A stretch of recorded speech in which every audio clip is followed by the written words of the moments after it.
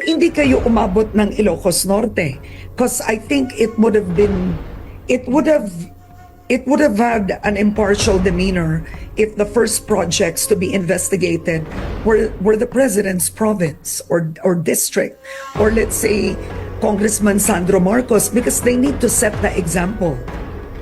Well, alam mo kasi, Karen, marami rin kaming may mga reports din kasi kami nakikita na Karen, marami rin kaming may mga reports din kasi kami nakikita na Well, alam mo kasi, Karen, marami rin kaming may mga reports din kasi kami nakikita na Bakit nga ba, Mayor Magalong?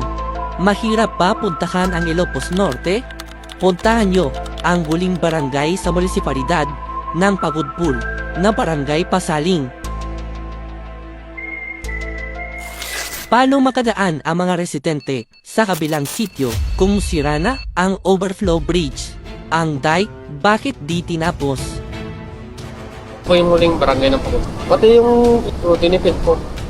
Kung gusto niyo naman, malapit lang sa opisina ng DPWH Lawag sa Barangay Kawit, may flood control dyan na September pa lang dapat tapos na, pero hanggang ngayon, ang layo pa.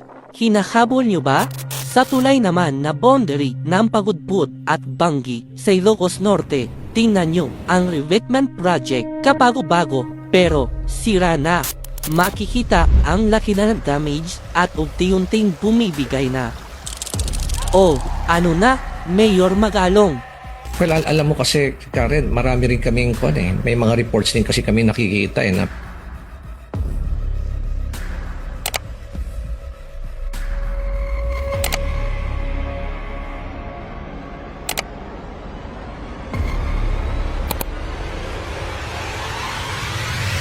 Lahat ng ito na-report sa isumbong mo sa Pangulo.